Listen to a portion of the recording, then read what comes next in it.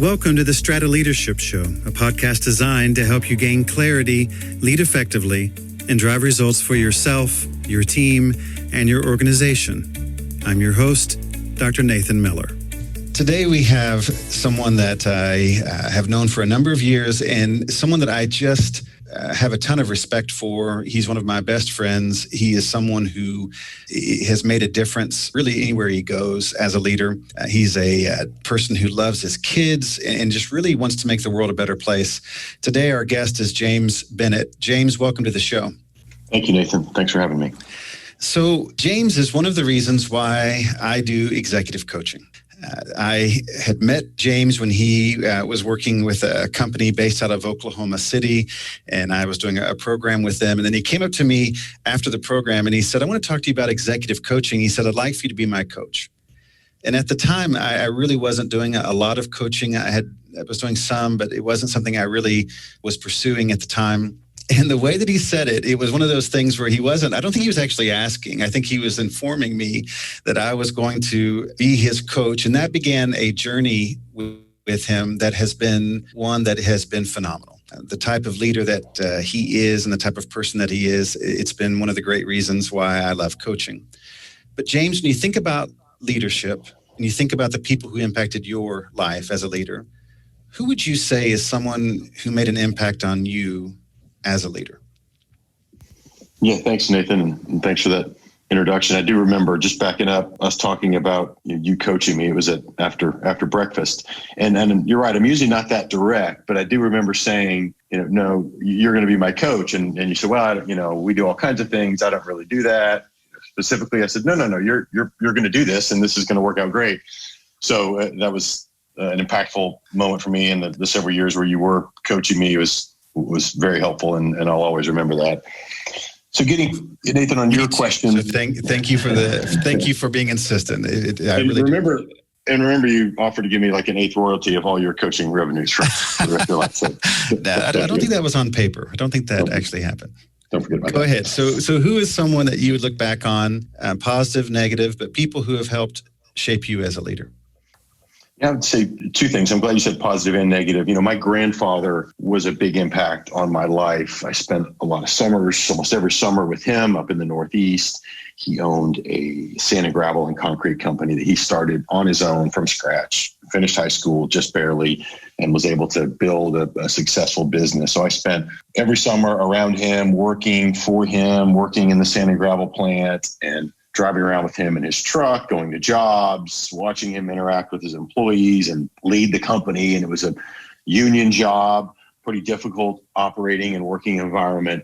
But watching him and his work ethic and the way he built his business and handled himself was impactful for me. And I was young. I started working there probably 6 years old up until I graduated high school. So that was a big one for me, Nathan, and probably the biggest early in my career, early in my life. And I would say, on the negative side, I have learned a lot from watching and being around and just absorbing what other leaders do. And sometimes you see a lot of things that are negative or bad or ineffective.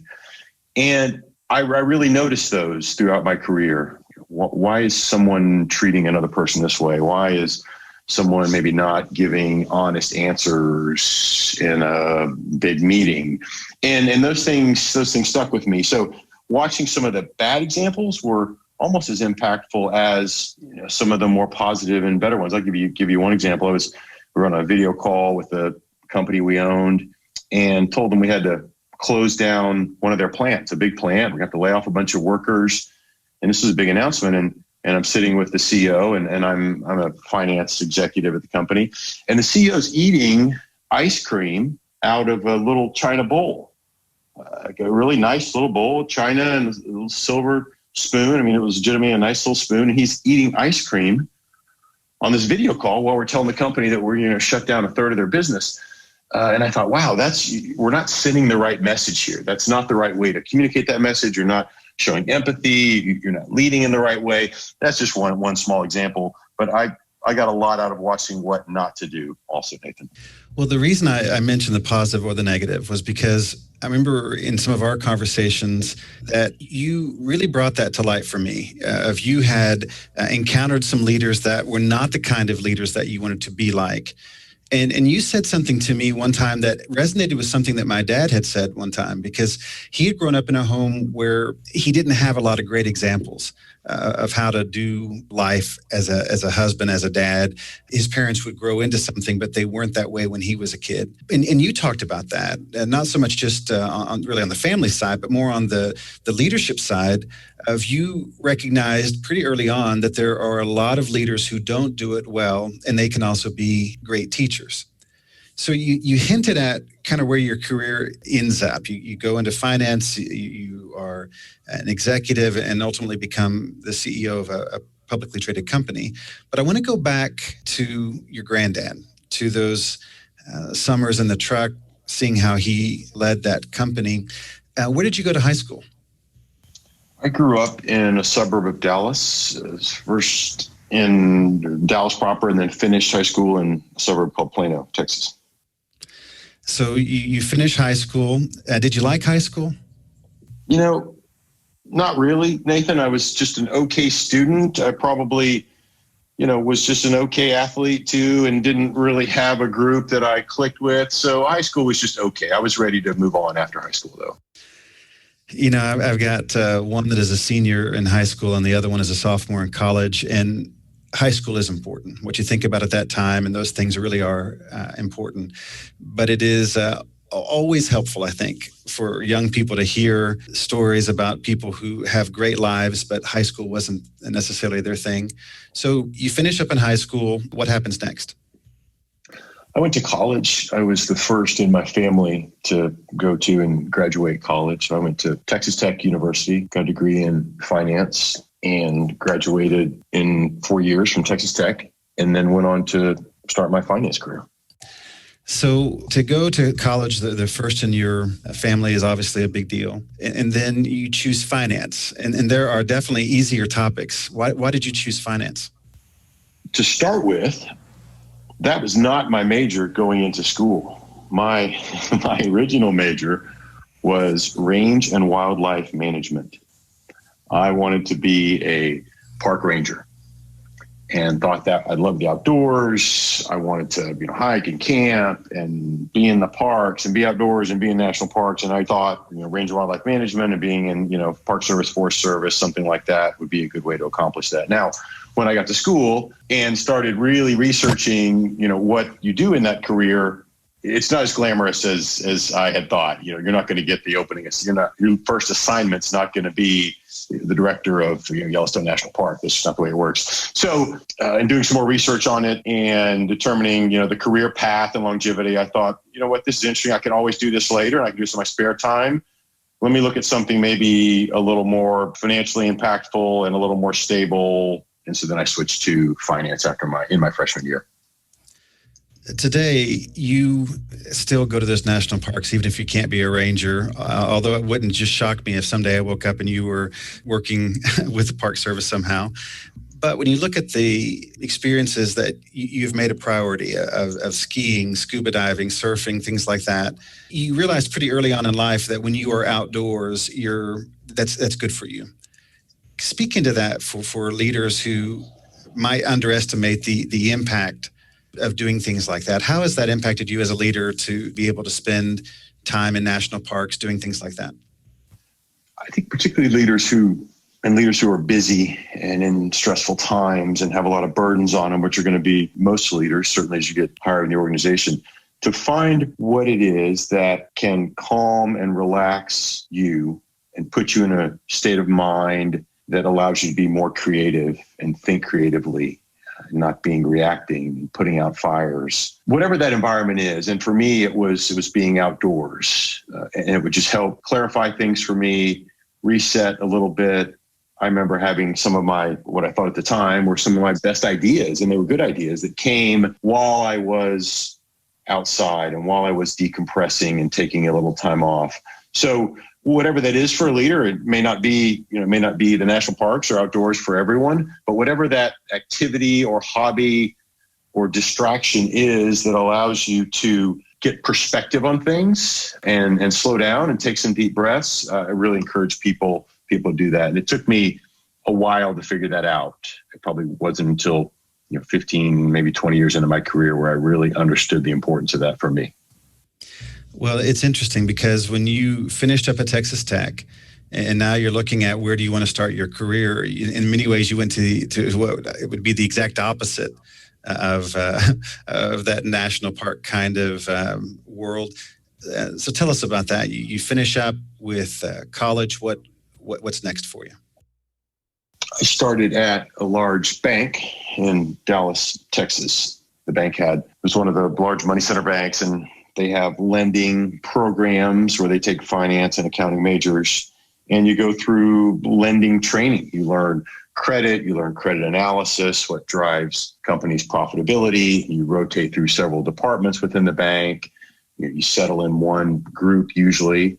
I happen to settle in the oil and gas and the energy group. I thought the business was kind of fascinating. I liked the asset nature of it. I enjoyed the people in the business. So a couple years in my career, started focusing on oil and gas transactions for the bank from a credit standpoint, lending money to energy companies. So you go, in some ways, home, back to Dallas, a big city. And those who have not been to Dallas recently, it is unbelievable just the amount of growth that city, that area has experienced over the last 20, 30, 40, 50 years. And so you get that experience in Dallas. You're learning a lot. Then what? I got an opportunity to go to work for an investment bank. And the investment bank was looking for analysts, which means you're early in your career, right out of school usually, to help with their newly forming oil and gas group. So it was an incredible opportunity for me, not something that many people from Texas Tech get the opportunity to do. And I got a job with an investment bank in their newly formed oil and gas group, and quickly moved to New York, where I worked on Wall Street doing investment banking for energy companies. And it was a fascinating time. You work 80-hour weeks routinely, but you're around very accomplished, very smart people that have been doing this for a long time. You're working with the leaders of companies. You're presenting to boards. You're doing all kinds of complex analysis. And it's really was an incredible learning environment for me, those many years spent in New York doing energy investment banking.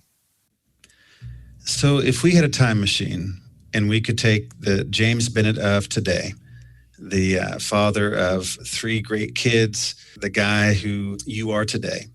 And if we could go back in time and you are starting your career, let's say you've been in Dallas for a few years and now the opportunity to move to New York has opened up.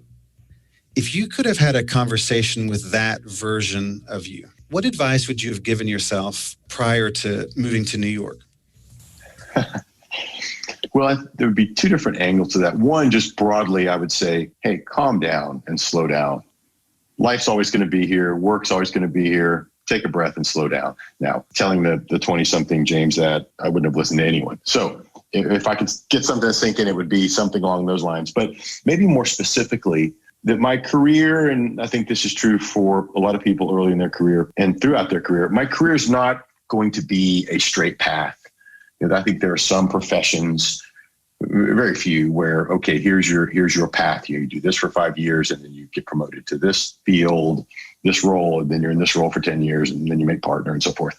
But for the most part, your career is not going to be a straight path and you can't plan that out. So focus on just consistently learning, building your experience and skill set, working with smart, accomplished, ethical people. And finally, I would say don't worry about the title and money, particularly early in your career. That will come.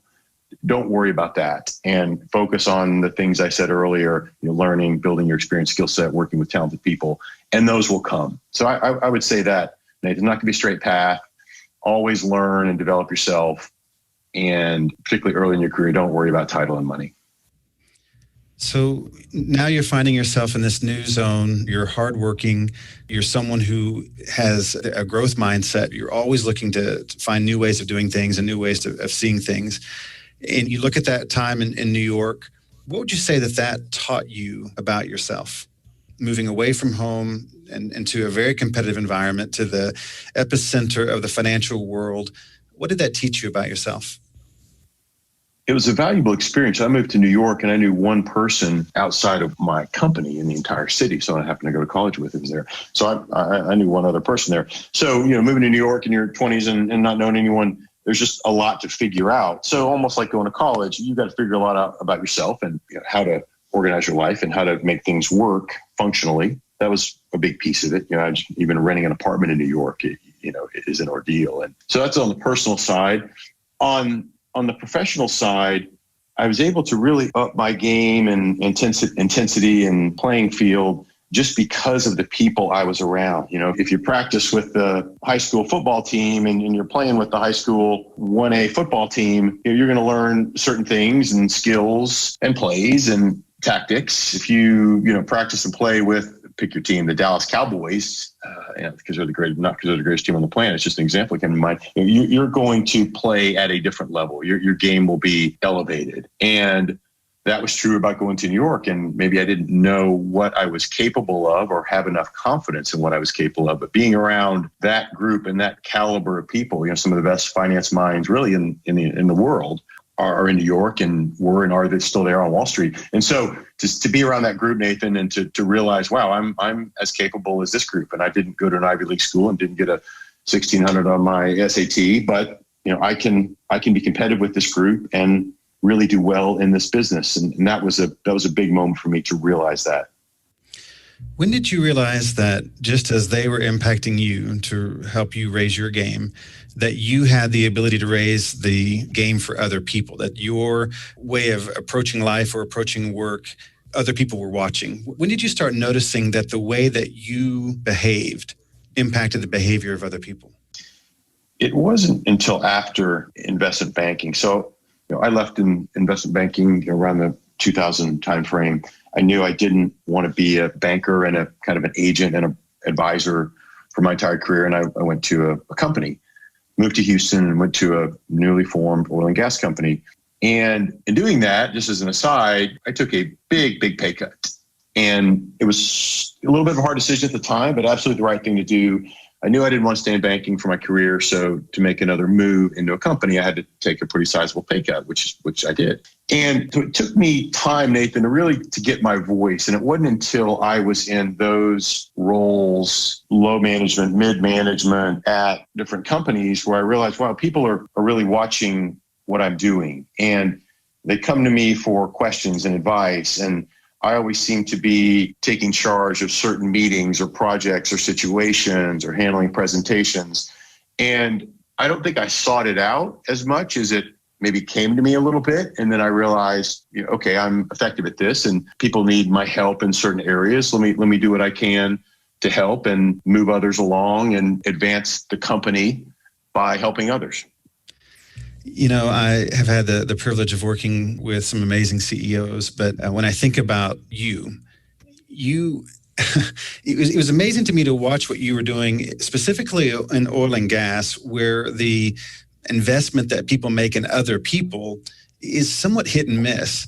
And you took the theme that you're talking about right there of opening doors for other people, opening up opportunities for other people, serving them, giving them a chance to thrive. You took that to the next level. So in Houston, you start realizing that you have that capacity. When did you realize that maybe that meant that you would be in an executive role, that you'd be open to that? It probably wasn't until I was asked to be in an executive role. I was in some leadership positions and on boards and running some different, smaller departments within the business. But, it wasn't until someone said, hey, James, I want you to come be a C-level executive in this kind of role, where I said, you know what, I can do that. The things that are needed in that role, I've done, I'm good at. I like doing it. It engages me.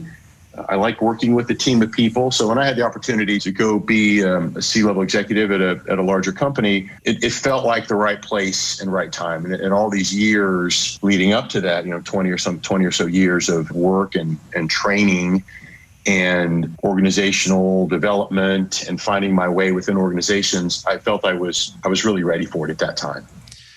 The reason I bring it up is because I talked to a lot of leaders who, and this is kind of what I was getting at before and I lost my train of thought, but you talk to a lot of leaders who find themselves in a role that might be the CEO, CFO, whatever it may be, but they really didn't think of themselves that way for a long time.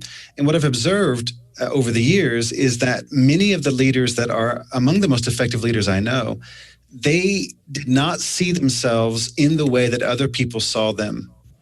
It was almost an echo of they realized that other people viewed them that way, and so they said, well, maybe I can do that. It was not, I can do that and I want them to catch up with me. And so I just want to observe that for a moment. So there you are living in Houston, and if you're in the energy sector, that's the New York of energy sectors, of the energy sector, I would imagine. And then you decide to move to Oklahoma. Why did you choose to make a move to Oklahoma? My family and I had been in Houston for about 10 years and enjoyed it, but didn't have real ties to Houston other than some good friends we had made there. And an opportunity came up to move to Oklahoma City. And I did some research on Oklahoma City.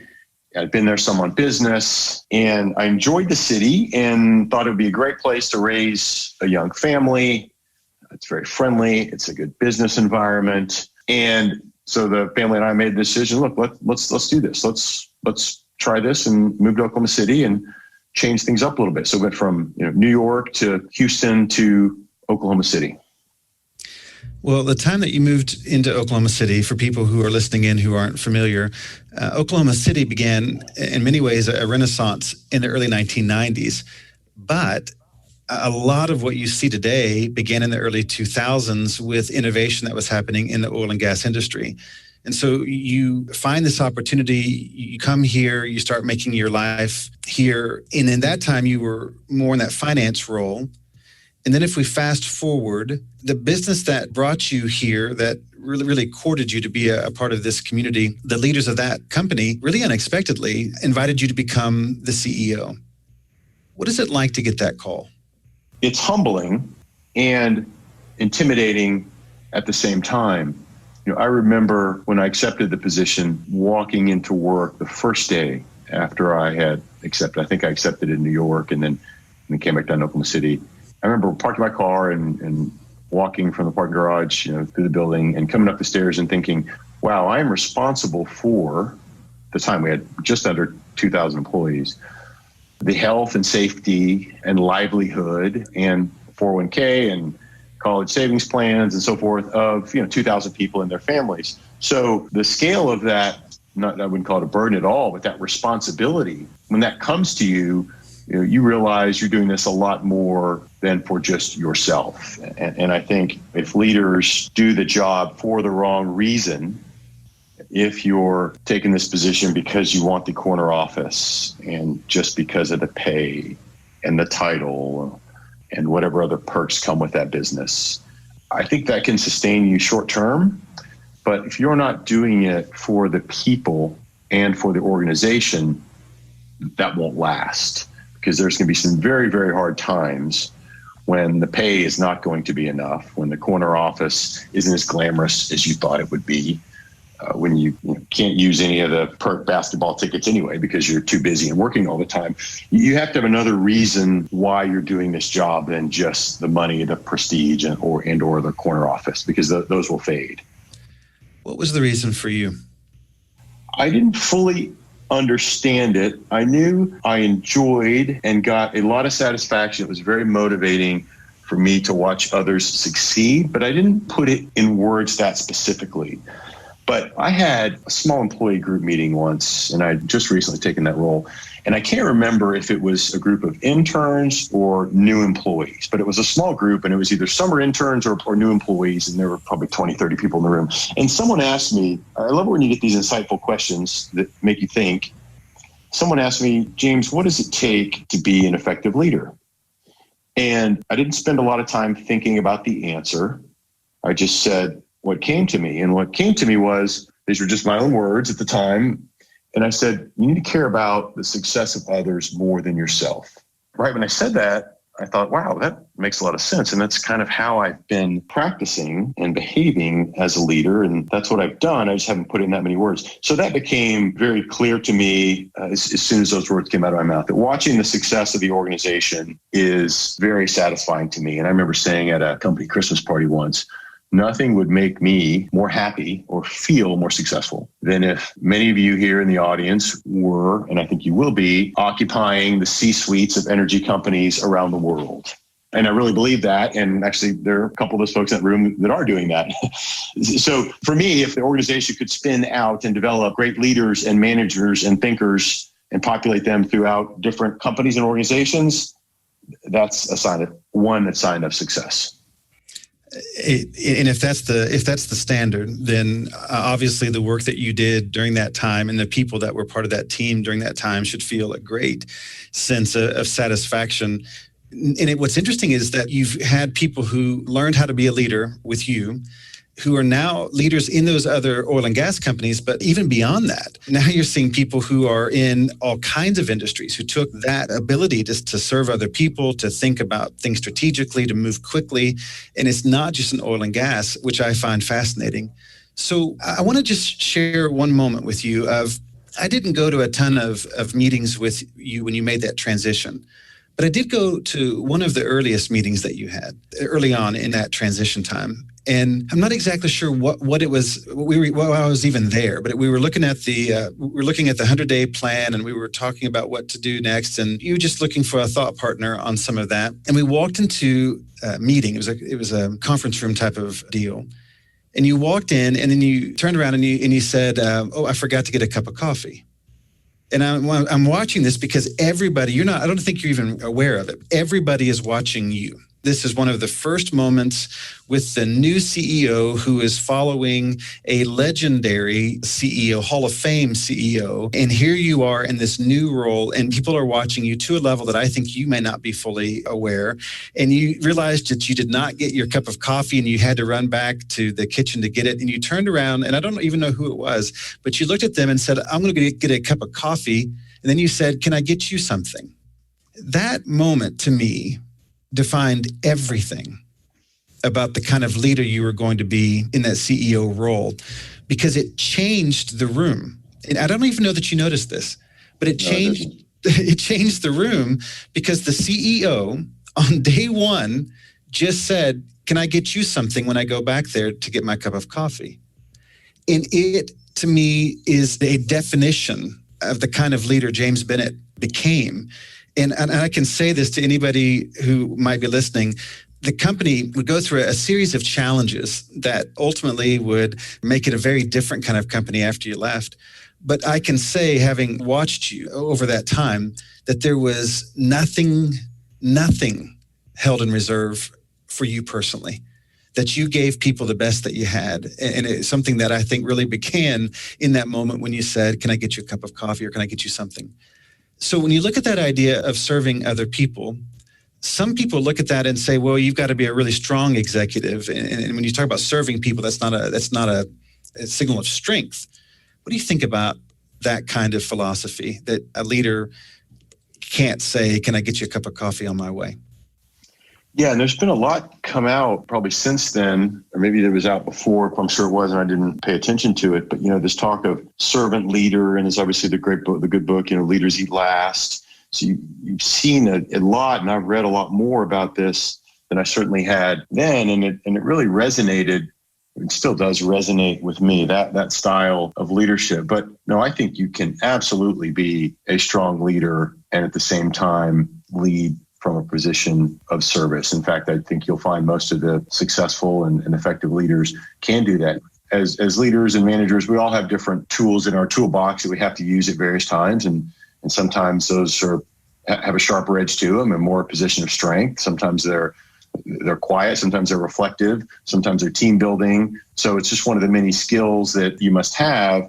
But again, if the basis of why you're doing this and your job is not to help others, then I think you're going to really struggle in this business and struggle longer term, particularly when times get tough, because there will be times when you need that strength and need to be a voice and be heard and be firm. But there are a lot of times when you need to serve the rest of the organization and figure out how to do that effectively. When you're talking about these types of values, and a value would be something that you're willing to sacrifice for. I'm willing to hold to this even if it costs me something.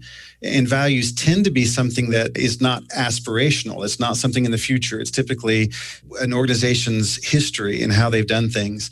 When you came in, that focus on this is who we are, these are our values, became all the more important. And to be fair, the company was already a values-driven culture in some ways. But how did you work to align the organization, the activities, the way that you invested in people, those types of things? How did you align what the company was doing with the core values? I think it started by just defining what that means. Everyone's got their own terms, core values, beliefs, mission statements, but I kind of think of core values and culture as integrated, and just define it as kind of the norms and beliefs that govern how you behave and live within any group, any organization or group. And so if you start with that, we as the leaders of the business have to show the example. You can have all the core values on nice plaques and on people's screensavers and in the hallways, but it's how the organization, particularly leadership, behaves that matters the most, because people will absolutely watch what their leaders do much more so than they follow words on a value statement. So what characteristics are allowed and acceptable within the organization? What's expected of people? How are they expected to treat others? With what kind of, how do we handle the communication with employees? All those things take a long time to instill within an organization, but it starts with the senior leadership and the message they convey through the organization. And you said something which is very true. It will oftentimes, well, it will always come down to, you will have to make some hard decisions that maybe go against some other parts of the organization, or maybe even against what people think is best for the organization right then. For example, we've had very talented employees that were very, very good at the top of their game in their specific job, but they didn't match the culture. If you have someone who is an incredible, I'm just going to say engineer, it's the first thing that came to mind, best engineer you've ever had at this one discipline, but they're a bit toxic to the organization. They lash out at other employees. They raise their voice in meetings. They make employees cry. I'm giving some drastic examples, and this is just one area. But look, there's been some people that are incredible individual contributors with an organization, but bring down the culture and don't adhere to the value and do more damage within an organization. And so you have to make those hard decisions and allow them to move on to a culture where they can thrive, even though it was a hard thing to do short term, to get rid of this very talented employee at this one skill for the betterment of the culture and the long-term sustainability of the business. You have to make those hard decisions, and they're very hard and they're very unpopular. But if you don't do that, your culture will slowly erode. And if you do it, your culture and values will get bolstered. And in some period of time, not months, not a year, I kind of think 2 to 3 years before these things take hold and you can really change a culture of an organization. I think it takes that long. We talk about the price of leadership and the price of seeing these types of things happen. And I love that idea that greatness always has a price. And so being willing to make those hard choices, being willing to define this is who we are and this is how we're going to do things. I really respect that and appreciate that. But it also leads to the reality that a lot of what we learn is through pain, and pain and failure are often intermingled. And I want to ask a couple questions as we wrap up our time, and I really appreciate your time today. But looking at that, the 2 questions I want to wrap up with, one of those is connected to failure. The company that you had in mind when you were leading it, for reasons beyond you, that company does not exist that way. It didn't happen. And it may have contributed significantly to the success of a number of individuals. But with that said, the company itself, after you moved on, began to decline rapidly, again, not for reasons that are connected to you. But when you look back over the course of your time, you have clear wins, you have times where it doesn't work, you have this and that. If you could look back at a time in your life and that you think, here's an example of a time where it did not work, And that allowed me to learn something. Can you think of an example in your life where there's been a failure that led to you being able to think differently or improve? Yes, Nathan, let me give you a couple. When I was a finance mid-level executive, I remember we were talking about building a manufacturing plant outside the United States, and we were discussing this and debating it. And I said to the CEO, look, I think we need to run some numbers to make sure that this is the right thing to do. And he said, I'm going to misquote, but something along the lines of, look, I've been doing this for 30 years. I know what I'm doing. This is the right thing to do, and we're doing it. And I thought, okay, well then I guess that's right. And I was wrong, and okay, let's do it. And what ended up happening was that the plant we built was just a disaster. It didn't need to happen. It was over-engineered. We spent too much money on it. And in hindsight, and after it had failed, I ended up having someone do the work and do the analysis on that manufacturing facility. It could never make money, even if we filled it full 20 hours a day. There was too much money, too much capital invested in it. It was not going to generate a return. And so what I get to is, and I've learned this in a few examples, asking that second and third order question, should we build the plant? And someone says, well, yeah, we should. I've done this a lot. Well, okay, I appreciate that. But how about I just run some numbers? Or how much throughput can we make through this plant? What are the margins we can make in this plant? Just asking the second and third order questions instead of just taking a 1 or 2 sentence answer, which is very hard when that's coming from above you. Sometimes it's just impossible. But digging in, knowing when to dig in and ask more questions as a leader and when not to it's an art, not a science. I still don't get it right most of the time, but that's an important area for a leader, knowing when to dig in and when not to. And that's one example of wishing I had asked the second and third order questions around that $10 million investment decision we made that didn't go well. So, and that taught me dig in at times and pay attention to the details and ask a second and third order questions. I think another one, Nathan, for me was talking about employees and messaging, communicating. Don't sugarcoat hard messages to employees, or don't dodge questions, or don't give non-answer politician and type answers to hard or difficult, uncomfortable questions. I remember getting a question once that was asking if layoffs were coming. And I avoided the question. I changed the question a little bit. I answered what I wanted the question to be, and I gave a non-answer answer. I'm looking at the audience, and they're all looking at me with these like half-cocked heads, and their eyes are crinkled, and they're thinking, what did he just say? And I realized I'm not being transparent as a leader here. I'm trying to obfuscate this issue, this elephant in the room, and sugarcoat it and dodge it.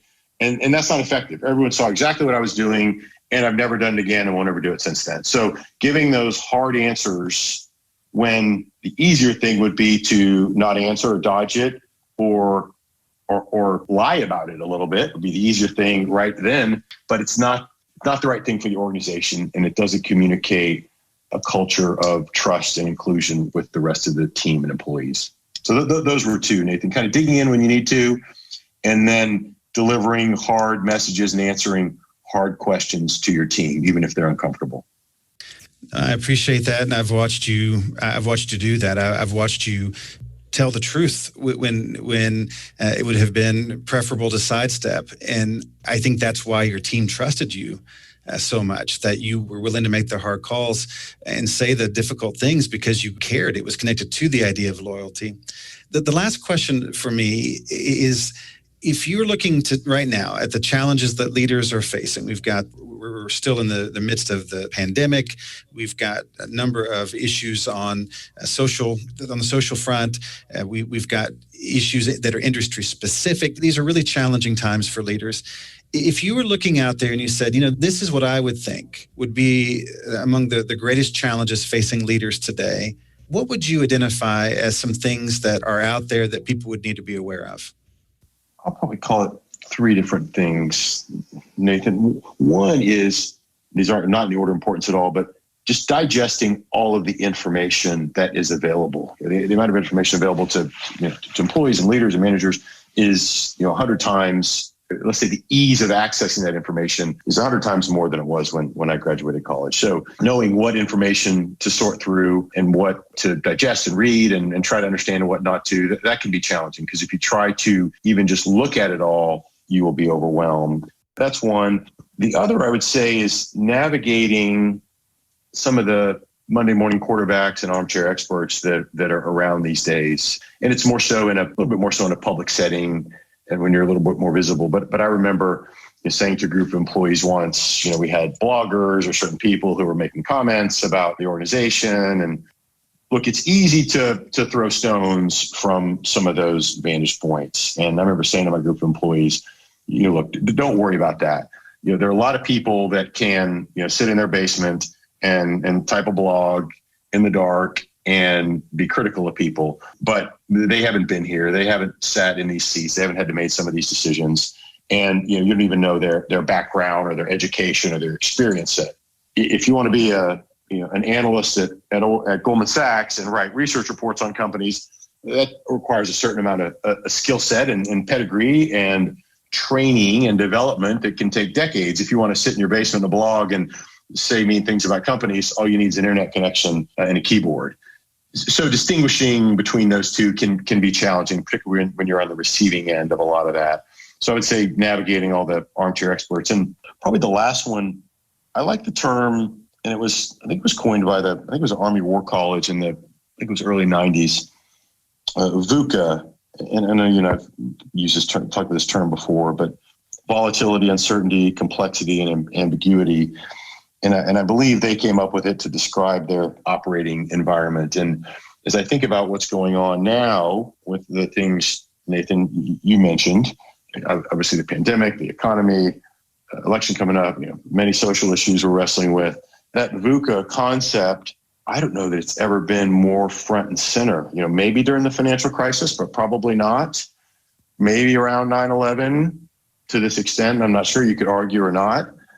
So there's been some challenging times, but the volatility and uncertainty, complexity, and ambiguity that leaders are dealing with now is probably greater than I've seen in my career. And so being able to keep a calm head and navigate this landscape that keeps changing every week, every month, every quarter in drastic ways is very challenging. Leaders want to know, and organizations want to know the rules and the guidelines, and okay, those are the rules. Here's my operating environment. Let me operate within this. And when it's changing this fast and this drastically, it is very, very hard to lead and develop organizations through this. So my hat's off to the people who are leading through these organizations in this time of uncertainty right now. So those would be the three, Nathan, that come to mind for me. I learned about coaching that you should never invest your life in someone else's life if you don't really believe that they are special, that they can make things happen, that they're exciting to be around. And I would say now, having been around you for years, that James, you are one of America's great leaders. And I have really enjoyed watching you as a leader, to see behind the scenes that your care and concern behind the scenes is no different than it is when you are in the spotlight. And I appreciate your authenticity. I appreciate your love for your family. That has been something that has just been a driver for you. And I'm grateful that you're that kind of dad. As we wrap up the show today, I wish we had several hours with James, because we just barely touched the surface here of what it means to be an effective leader. But when you're thinking about your own path and you think about what it means, there were themes that began to emerge through our conversation that I hope you will process, of what it means to pursue a direction and not look at the redirection as an indication that you're on the wrong path necessarily, but that you have stops and starts, that it's not a straight line, that caring about other people matters, that being consistent with your values, consistent with your communication, and open with people about where you're going builds trust. James, thank you for being a part of the show today. For those who are listening in, I appreciate and I'm grateful that you're willing to be a leader. It is something that makes a difference, but there's no easy way to do it. So thank you for being a leader. Thank you for being a part of the Strata Leadership Show. Today, it's your responsibility to set the pace. So go make it a great day.